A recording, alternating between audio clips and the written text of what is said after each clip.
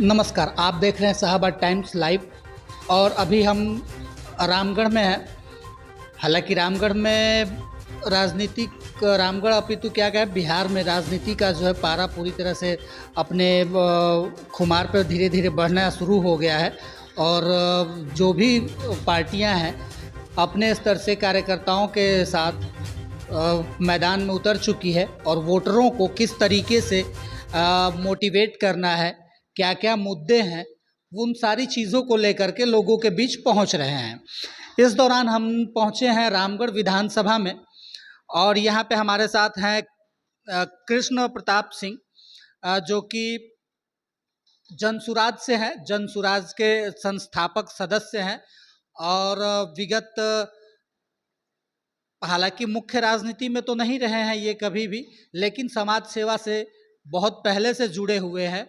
और बिहार की स्थिति को देखते हुए इन्होंने ये निर्णय लिया कि नहीं, हमको बिहार में बदलाव चाहिए और उस बदलाव के लिए एक बेहतर पार्टी हो सकती है जनसुराज, जिसको लेकर के ये जनसुराज से जुड़े। और अभी तक लगातार 2 अक्टूबर 2024 से स्थापना के बाद जनसुराज का ये लगातार पदयात्रा के साथ साथ लगातार अपने क्षेत्र में भी लोगों को जागरूक कर रहे हैं बिहार के बदलाव को लेकर के।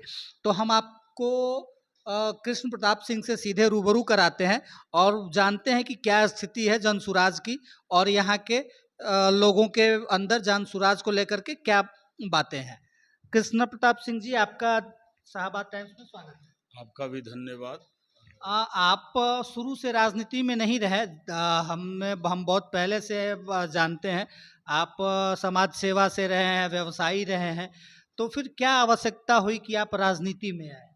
देखिए, राजनीति का जो है यहाँ जो है राजनीति का जो है मार्केटिंग जो होने लगा और लोगों को जो अपेक्षाएं राजनीति से होती है कि हमारा एक राजनेता ऐसा हो कि हमारा सुख दुख में या शासन प्रशासन से जो सुविधाएं मिलती है हमारे पास, हमारा राजनेता विधानसभा का सबसे बड़ा पंचायत घर है, उसमें जा कर के हमारा वकालत करके हमारा सुविधाएं ला ले कर के हमारे पास आएगा। केंद्र सरकार में जो सांसद है उसका जो है नीतियों बना करके हमारे पक्ष में लोगों को ये दिमाग में आ रहता है कि हमारा नेता रहेगा तो हम अच्छे नेता अगर रहेगा, ईमानदार नेता रहेगा तो हमारा वकालत सही ढंग से जा कर के उस पंचायत घर में करेगा। लेकिन आज का राजनीति जो है लोगों का भाई भतीजावाद, एक परिवार के ही इर्द गिर्द राजनीति, वो जो जैसे आज मान लीजिए आपका खेती है तो आप खेती करते हैं, आपके पिताजी किए, आपके दादाजी किए, उस तरीका का राजनीति हो गया और लोगों के अंदर ये अहंकार हो गया है कि राजनीति मेरा बपौती है। तो इसको हमने देखा कि जाति आधारित जो राजनीति है, जो समाज को बांटने का राजनीति है, उससे परे होकर के एक जन स्वराज के सूत्रधार प्रशांत किशोर के द्वारा जो है एक नया आयाम तय किया गया। राजनीति का परिभाषा अलग तरीका का एक तय करके बिहार में उन्होंने बिहार के लोगों को विकास के लिए आगे बढ़ने का जिस आप विचारधारा की बात करते हैं, वो विचारधारा राजनीति में हमको लगता है कि कई दशक पहले मर चुकी है। अभी आप एक गांधीवाद की बात करते हैं जिसमें कि राजनीति को व्यवसाय नहीं समझा जाता था। राजनीतिक सेवा के भाव से जो जुड़ता था वो सिर्फ सेवा भाव के लिए राजनीति था, लेकिन अब वो राजनीति की कैटेगरी नहीं रह गई है। तो ऐसे में क्या लगता है कि कहाँ तक ये विचारधारा लोगों को प्रभावित कर पाएगी? देखिए, इस बिहार का, अरे देश का जो आज़ादी के समय एक नारा दिए थे जन सुराज, उनका परिकल्पना था कि अंग्रेज हटे और जन सुराज का निर्माण पूरे भारत के अंदर हो। उस जन सुराज का जो निर्माण के लिए आज़ादी में बलिदान दी गई थी, वो सारे राजनैतिक लोग जब अपना अपना कुर्सी जब पकड़े तो उस विचारधारा को अपना समाप्त कर दिया। जन स्वराज के बारे में कोई नहीं सोचा, केवल अपना स्वराज के बारे में राजनीतिक लोग सोचना चालू किए। तो हमारे सूत्रधार जो प्रशांत किशोर जो हैं, उनको न राजनैतिक ओहदा का जो होता है लोगों को कि हमको उस ओहदा पर पहुंच जाएंगे तो बहुत बड़ा लाभ ले लेंगे, उस ओहदा से कहीं ऊपर का वो व्यक्तित्व है। देश विदेश में जा करके कहा, वो देखा कि आज पूरे वर्ल्ड राज्य केंद्र में देश के अंदर सबसे अगर पिछड़ा राज्य कोई है और जातिगत जो मकर जाल में बंध करके लोग जो है अपना करके मर रहे हैं वो बिहार है। गरीबी का ग्राफ देखा तो सबसे नीचे है, शिक्षा का ग्राफ देखा तो सबसे नीचे है, बेरोजगारी का ग्राफ देखा तो सबसे नीचे है, कृषि के क्षेत्र में लोग जो है तबाही के, कहीं बाढ़ से कहीं सुखाड़ से, माने हर तरीका से विविधता जो कहा जाता है उसको जो है झेल रहे हैं बिहार के नागरिक। तो उसने आदमी एक संकल्प लिया कि क्यों न हम जो गांधी जी का परिकल्पना था जन स्वराज का, उसी जगह से हम फिर जन स्वराज का एक नारा दे करके एक नया बिहार बनाने के लिए पूरे बिहार में लोगों को जागृत करें। उनका जो मौलिक अधिकार है उनको अधिकार को बताने का हम काम करेंगे कि आपका मौलिक अधिकार ये है। और जब लोग जगेंगे तो अपना अधिकार को जब समझेंगे तो एक नया जन स्वराज के निर्माण के लिए एक सरकार का गठन होना चाहिए। जो वही सरकार जो है एक जनता का जो चुना हुआ सरकार होगा, जनता का विचारधारा का कोई व्यक्ति और परिवार के रूप में जो लेबर का काम जो है आपको हम डायरेक्ट 300 लेबर का आपके यहाँ प्रोवाइड करेंगे, आप उसका वाउचर भर के काम किया, उसका सिग्नेचर करके दिए और वही पैसा वो बन गया। तो दो फायदा होगा, पहला तो हमारा मजदूर को वहाँ रोजगार मिला, दूसरा हमारा कृषक भाई को जो है एक बहुत बड़ा संजीवनी का काम मिला जो कि उनको कृषि क्षेत्र में डबल लाभ हुआ, उनको डबल लाभ वहाँ दिया। तो हमारे यही असली जन स्वराज है, यही इसी दिन का परिकल्पना करके गांधी जी ने गया था कि जनमानस में सारे लोग खुशी से जीवन को जिए और सारे लोग सरकार की नीतियों का लाभ ले। तीसरा हुआ। चौथा हमारा हुआ कि आज के ज़माने में हम लोग जो है सभी लोग हैं, जो माता पिता हमारे काम कर रहे हैं तब तक तो हमारे लिए सबसे प्रिय हैं जी। और जो उनका अवस्था बिना काम का हो गया, वो घर में अभी बैठने का कगार पर हो गए, तो उस समय हमारे लोग जो हैं सभी लोगों का एक मानसिकता बन गया है कि अरे ये तो हेडक हमारे लिए हो गए। बहुत लोग तो मान लीजिए अभी गांव देहात में अभी हम लोग हैं तो कुछ इज्जत आबरू को लेकर के लोग जो है माता पिता को जो भी 19-20 करके काम को कर रहे हैं, लेकिन शहर में जाइएगा तो सेंट ले जा करके अनाथालय में बिक रहे हैं लोग, जो वृद्धा आश्रम में बिक रहे हैं। इसके लिए माता पिता का वैल्यूएशन परिवार में कैसे बढ़े, इसके लिए हम एक नीति बनाया गया कि कम से कम 2000 रुपया उनको अगर पेंशन दिया जाता है तो साल का 24,000 होता है, तो कोई भी पुत्र उस 24,000 रुपया के लिए उस माता पिता को अपने साथ रखेगा। कम से कम अपने पुत्र से वो माता पिता दूर नहीं होंगे। तो ये बहुत बड़ी सोच है।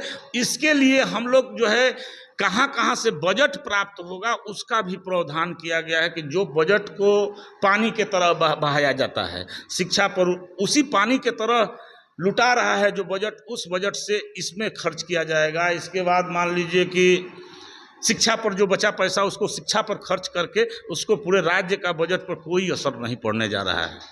बजट पर भी ध्यान है कि हमारे पास ही नहीं कि हम गलत तरीका का अपवाद बोल दिए कि हम आज चुनाव आया तो हम 5,000 10,000 20,000 रुपया हम फलाना को दे देंगे। अरे भैया वो कैसे दे दीजिएगा, उसके लिए तो आपको हिसाब तो अपना बजट पर रखना होगा। तो ये बजट का मामला जो है ये भी हम लोग सारे चीज़ देख करके जो है जन स्वराज का निर्माण करने में, बिहार को बनाने में ये सारे चीज़ पर अमल हो रहा है, उस पर अमल करके काम आगे बढ़ रहे हैं हम लोग। जैसा कि आप लोगों का ये मोटो है कि नहीं, हम बिहार में बदलाव की राजनीति कर रहे हैं, हमको पद की लालसा नहीं है, हम बिहार में बदलाव चाहते हैं। आप लोग लगातार जनता के बीच जा रहे हैं, जनता से रूबरू हो रहे हैं, क्या लगता है कि जनता बदलाव चाहती है? आप पत्रकार महोदय हैं, चुनाव में तो वो चीजें नहीं देखने को मिलती है। महोदय हैं और आप राज्य और देश भर का न्यूज अपना न्यूज के साथ साथ कलेक्ट करते हैं आप लोग। आप जन स्वराज का जितने कार्यक्रम हो रहे हैं लोग भाड़े पर नहीं बुलाए जाते हैं, उनको दारू और मुर्गा दे करके नहीं बुलाया जाता है, उनको गाड़ी प्रोवाइड करके नहीं बुलाया जाता है। ये भीड़ तो रामगढ़ विधानसभा के उपचुनाव के पहले भी थी, लेकिन परिणाम उस भीड़ के अनुरूप मिला नहीं। होगा, धीरे धीरे होगा। लोग अभी देखिए हम इस क्षेत्र में चुनाव राजनीति के क्षेत्र में जनसुराज जो है अभी शुरुआत किया है, और शुरुआत करने में 4 गो विधानसभा में हम लोग चुनाव किए और 10.6% हम वोट पाए थे। ये भी ध्यान दीजिए, कोई राजनीतिक इतिहास में वो बीजेपी हो, आरजेडी हो, जो भी हो, माने कांग्रेस हो, प्रथम बार चुनाव लड़ने पर पूरे बिहार का मूवमेंट में 10.6% हाँ कम वोट पाने वाला पार्टी है, यही जनसुराज है। इस बार हम चुनाव या तो सरकार हम बहुत बड़े लेवल पर बहुमत के साथ बनाने जा रहे हैं, बहुत बड़े लेवल पर जाएंगे। जब अगर विचार हो गया जनता का, लोगों का ये दिमाग में आ गया कि जन स्वराज का जो वक्तव्य है ये सकारात्मक होगा, कारगर होगा, तो एक माने बहुत बड़ा परिवर्तन जो कहा जाता है, जैसे मान लीजिए कहीं कहीं लोग कहते हैं कि केजरीवाल वो जो उनकी इनफैक्ट तो आप पूर्ण बहुमत से सरकार बनाएंगे। जी, पूर्ण बहुमत से, और नहीं तो फिर हम लोग 30 का इंतजार करेंगे। हम 30 का इंतजार करेंगे। अगर ये मौका मिलता है, आप सरकार नहीं बनाते हैं, एक सरकार बनाने की स्थिति में होते हैं गठबंधन के साथ, तो क्या उस स्थिति में सरकार बनाएंगे? नहीं, गठबंधन में नहीं जाएंगे, किसी कीमत पर गठबंधन में दबाव में नहीं रहेंगे। हमारा सरकार जन स्वराज पैदा करना चाहती है, और जो आपने कहा कि जो औद्योगिक 90 की बाद जो नीतियां आई कि माने कोई राजनेता लोग जा करके रोक दिए कंपनियों का विकास को, कुछ छुट भैये लोग ने कर दिया, और वो कहीं ना कहीं राजनीतिक लोग के दबाव में आकर के वो लोग लास्ट में कंपनी को ही बंद होना पड़ा, तो वो नहीं जन स्वराज करने जा रहा है। जन स्वराज स्वतंत्र सरकार बनाएगी, और जन स्वराज का सरकार का जो मोटो है, राज्य में गलत नीतियों का खंडन, खत्म, उस समय अब गलत नीतियां नहीं रहेगी, एक ऐसे माहौल बनाएगा। एक चीज आप चाहे जो इंडस्ट्रियल कानून में लंबा एक बनाया गया है आडंबर, उसको काट करके एक छोटा रूप बनाया जाएगा कि आप जैसे व्यक्ति, उनके जैसे व्यक्ति काम करने, छोटा इंडस्ट्रियल लगाने में उनको कोई तरह का परेशानी ना हो। तो हम यहाँ रोजगार पहला नंबर पर, हमारा दूसरा नंबर पर है कि रोजगार हम बड़े पैमाने पर। या सवाल ये है कि इससे पहले भी कंपनियां थी बिहार में, चीनी मिल हुआ करते थे, जूट मिल था, लेकिन जब 90 के दशक में राजनीति में बदलाव हुआ तो कंपनियों का ये कहना था कि स्थानीय नेताओं के द्वारा भारी मात्रा में उगाही या फिर लेवी, इस तरह की समस्याओं से उनको रूबरू होना पड़ा था, जिसके तरह से धीरे धीरे जो भी थोड़ी बहुत कंपनियां थी वो बंद हो गई। तो क्या ये वो संभव है कि अगर फिर से कंपनियां आती हैं तो नेताओं का प्रेशर या फिर स्थानीय दबंग हैं जो उनकी दबंगई, इन सब चीज़ों पे रोक लगेगी? जी, सरकार की नाकामी माना जाएगा। यह जो आपने क्वेश्चन किया, इसको सरकार का 100% नाकामी माना जाएगा। अगर सरकार जिस दिन चाह जाए राज्य के अंदर किसी तरह का अनियमितता नहीं हो सकता है। जो नियमावली है, संविधान का जो सारा हर चीज का अधिकार दिया गया है, उस अधिकार से बाहर कोई नहीं जा सकता है। कहीं ना कहीं जो भी नेतागिरी करके कंपनी बंद करना चाहते हैं, गुंडई करना चाहते हैं, उस पर किसी न किसी नेता का हाथ होता है। और हमारे प्रशांत किशोर जी ने यह कहा है कि जनता का चुना हुआ प्रतिनिधि अगर उसमें किसी तरह का जनमानस द्वारा यह आक्षेप लगा दिया जाएगा कि इसके द्वारा कोई गलतियां की जाती है, तो उसको 2.5 साल के अंदर ही उसको बैक कर लिया जाएगा। तो ये अभी आज के नेताओं में डर नहीं है। राजनेताओं के द्वारा जो है पैसा देकर टिकट खरीदते हैं, यहाँ पैसा बांट करके नेता बनते हैं और जा करके फिर पैसा बनाने का काम करना चालू कर देते हैं। तो ये सारी चीज़ें वो सरकार के अंदर है, सरकार के ऊपर ही निर्भर करता है कि कैसे उसी के लिए ना, मान लीजिए पंजाब में आप खुल करके काम कर रहे हैं तो बिहार में क्यों नहीं करिएगा? वहाँ नहीं गुंडई टैक्स देना पड़ता है, वहाँ कोई यूनियन नहीं है, तो हमारा बिहार में क्यों नहीं उस ढंग का हम नीति बना सकते हैं? तो ये चीज़ को सारा चीज़ सरकार ही सुधार सकता है। तीसरा चीज़ है हमारा, दो चीज़ शिक्षा और रोजगार हो गया। तीसरा हमारा जो है कृषि क्षेत्र, कृषि का क्षेत्र है। कृषि का क्षेत्र में आज बिहार जो है कृषि प्रधान है, कृषि पर ही निर्भर करता है। कहीं बाढ़ से, कभी तो मजदूर का सबसे बड़ा यहाँ कॉस्टली पड़ता है। जो मजदूर हमारे अभी पलायन का सबसे बड़ा जगह हम लोग रोकने का वहाँ प्रयास करें। ये नीतियाँ तो केंद्र से बना कि सभी लोगों को 100 दिन का रोजगार गारंटी कानून लागू हुआ राज्य देश के अंदर, लेकिन उस नीतियों का यहाँ अनुपालन 99% बिहार में नहीं हो रहा है। इसलिए कि जो भी उस नीतियाँ का पैसा खर्च करना था वो कहीं ना कहीं उस पैसे का बंदरबांट, वो जो लेबर से हमारा काम कराना था, लेबर को रोजगार देना था, वो जेसीबी का माध्यम, वो जो है ऊपर पैसे के माध्यम से वो ब्लॉक लेवल पर सारा पैसा खा जाता है। लोग, कोई मजदूर को कोई पैसा नहीं देता है और न मजदूर को रोजगार मिलता है। ये जो एक अच्छी सोच था भारत का कि हमारे हर नागरिक को पैसा हो, उसके घर में पैसा हो, तो ये सिस्टम फ्लॉप कर गया है, खत्म हो गया है। तो उसके लिए हमारा जन स्वराज में एक नीति लाया गया कि क्यों न उस मजदूर को, आप किसान 10 एकड़ के हैं और आपको मजदूर 100 चाहिए, 200 चाहिए कम से कम साल में, कि 200 उस 10 एकड़ का किसानी करने के लिए 300 लेबर का जरूरत है। तो पार्टी की नीति रही है कि आप जो प्रत्याशी चुनते हैं वो जनता की सहयोग से, और जनता का जो मांग होता है, जनता जिसको चुनती है वही आपका प्रत्याशी होता है। तो क्या आप मुख्यमंत्री का चेहरा भी जनता के द्वारा ही चुना जाएगा या फिर जो है कि संस्थापक जो है वही रहेंगे? संस्थापक जो हैं वो स्पष्ट कह चुके हैं कि हम मुख्यमंत्री के लिए नहीं चुनाव लड़ रहे हैं, हम जनता का जो है बिहार को बदलने के लिए हम आज मेहनत कर रहे हैं।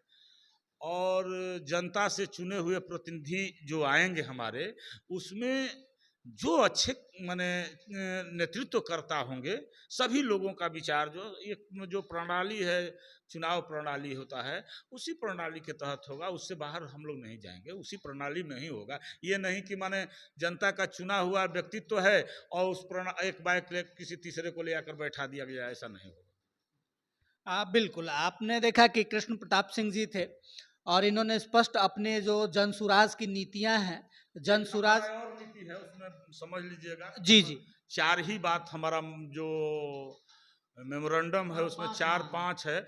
हम सबसे बड़ा एक चीज करने जा रहे हैं कि महिलाओं को सामूहिक एक ऋण के व्यवस्था देने जा रहे हैं, और वो भी ऋण का व्यवस्था ऐसे देने जा रहे हैं कि उस ऋण का व्यवस्था देकर के उसको स्किल्ड भी करने जा रहे हैं। ऋण ही नहीं केवल दे रहे हैं, स्किल्ड भी करेंगे कि उस पैसे को कहाँ वो व्यय कर रहा है, और उस व्यय का जो भी माल तैयार होगा, जो मान लीजिए कि वो छोटा, वो हम खरीदने का भी सरकार की नीतियां में है कि उसका माल भी खरीदने का काम करेंगे। तो एक महिलाओं के साथ हम लोग बहुत बड़ा माने योगदान देने जा रहे हैं। अब बिल्कुल कृष्णा प्रताप सिंह जी ने अपने जो पार्टी की नीतियां हैं उस नीतियों से स्पष्ट बताया कि जो आधी भागीदारी है, आज जिसकी आधी हिस्सेदारी है बिहार में, उन महिलाओं के लिए भी एक अच्छी नीति है, युवाओं के लिए अच्छी नीति होगी, वह जो बुजुर्ग हैं उनके लिए अच्छी नीति होगी, और सबसे बड़ी चीज़ कि बिहार में जो बदलाव है, जिसके लिए कि कहा जाता है तक्षशिला विश्वविद्यालय, नालंदा विश्वविद्यालय, जो आज कहीं अपना अस्तित्व खो चुका है, शिक्षा के मामले में बिहार अग्रणी हुआ करता था, उस पायदान पे बिहार को फिर से खड़ा करने की राजनीति है जनसुराज। लेकिन देखना अब यह है कि आगामी चुनाव में जनता कितना जनसुराज से सहमत होती है और उनकी बातों से कितना प्रभावित होती है। किसानों के लिए भी है, बहुत सारी चीज़ें हैं। बहरहाल ये है कि बिहार में एक बदलाव की राजनीति को लेकर के प्रशांत किशोर और जनसुराज मैदान में है। अब देखना यह है कि जनता कितना उनके साथ सहमत होती है। शाहाबाद टाइम्स के लिए सहयोगी सोनी के साथ मैं चंदन कुमार सिंह।